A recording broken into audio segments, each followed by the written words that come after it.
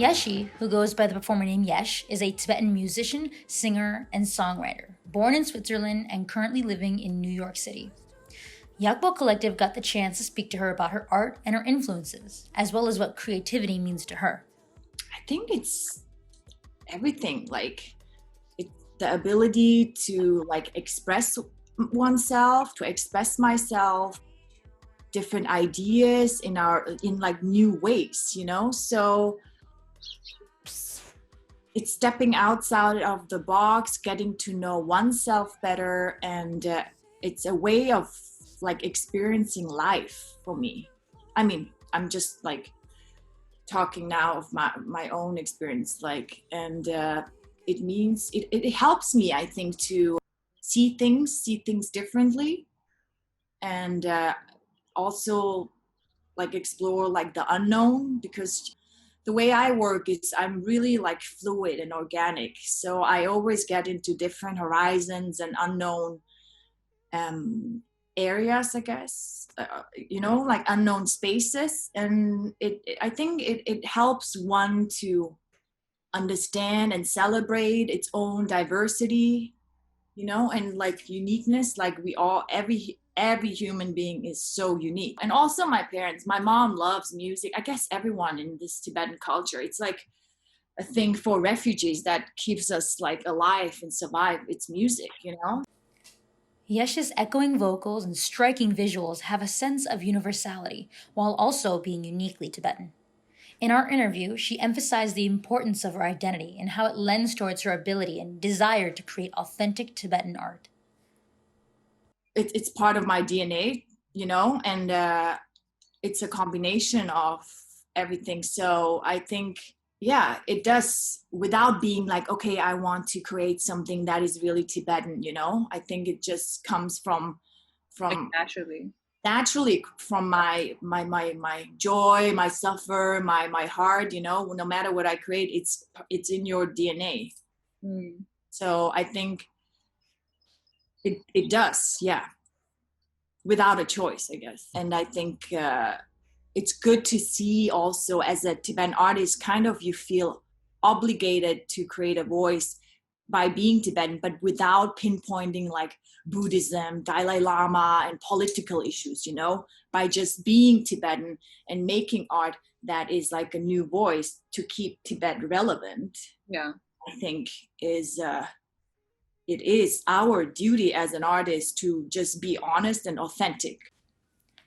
When asked about her influences, Yesh described her childhood experiences growing up in Kinderdorf Pestalozzi, a village in Switzerland founded for children from countries experiencing conflict, where music from a wide range of cultures was a part of daily life. There were different houses, like 15 different houses. One was a Bosnian house, like we had a Cambodian house, we had Ethiopian house, and I grew up in the Tibetan house with like 15 other Tibetan kids. My parents were house parents, so my brother and me, we grew up with a household with other 15 kids, and there was like music from every culture. Like we had dance and choir, and we sang from all different cultures. We had to learn their dance, they had to learn our dance. There was music all the time. Subsequently, she is able to find inspiration from everywhere, an ability that shows in both her creative process and her work. I have like an overactive brain that like people inspire me. I love storytelling. I love listening to stories. Like movie makers, painters, no matter what, there's no like I feel blessed that I feel there's never a dull moment where I'm like, oh, I just like connecting the dots and trying to see things different. So I'm inspired by anything, not only by objects. I'm inspired by people's mind, if they do something good, if they are selfless, So I think all these factors play a role in my sound. Yesh described the creative process behind one of her songs, Glass. This song is named Glass because it's about, I take the subway a lot. I mean, not right now with the situation, but being in a subway and glass is like a fluid liquid, like this liquid, you know, that is like, how do you say, see-through? Transparent. Like transparent, translucent, right? And we're all in these bubbles, like each and one of us, you know. It's like, and we wanted to create this story being in a city, and we filmed it on Christmas where the city was empty before the pandemic.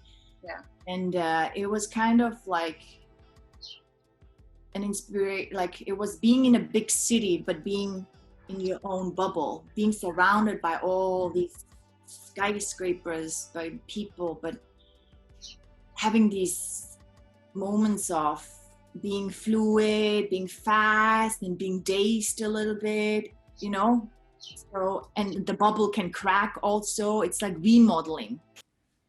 Yesh's work also embodies the essential link between art and social issues. Her song Amala celebrated motherhood and raised funds for both women and children in shelters during COVID-19. Even more recently, she raised funds for the National Bailout Collective in the wake of worldwide protests for Black lives. In our interview, she pointedly spoke about how she views her position as an artist in today's society. But first of all, I think it is a privilege. I feel privileged to create. Yeah. Be able, you know, we don't have to worry about survival. And I feel very privileged, and to be able to create and not need to fight for my food or surviving day by day. She shared advice with us on how she manages to work through creative blocks. We all have downs and ups, but I don't think I get like mad about it, or I don't freak out. There's months, like it can be days, weeks, it can be even 3 months where I just keep doing things, but nothing comes out. Yeah. No, and I think you just have to ride it out. If I have a block, what helps me most is if I'm alone. I don't think it's good to search so much, you know. If you get too like focused and if you search too much, I think it's best to kind of let go also and not take yourself too serious. She also shared with us her hopes for her art. I want people to feel something. Like I'm chasing like the sound or the specific chord for a song. It's a moment of something where you feel like very alive. And I think that as like the world is now, you know, becoming, I think, and it's beautiful how many artists really go back to the rawness, you know, to just feel. And I just want to evoke something. Yesh's music is definitely evocative. Her sound feels atmospheric.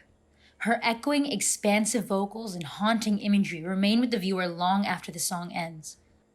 The music video for her song, Amala, which means mother in Tibetan, is a touching tribute to all mother figures. We see black and white shots and grainy home movies of parents and children. The video ends with sparse vocals, Yesh looming in the camera, hands adorned in Tibetan jewelry, clenching and flexing, daring us to look away.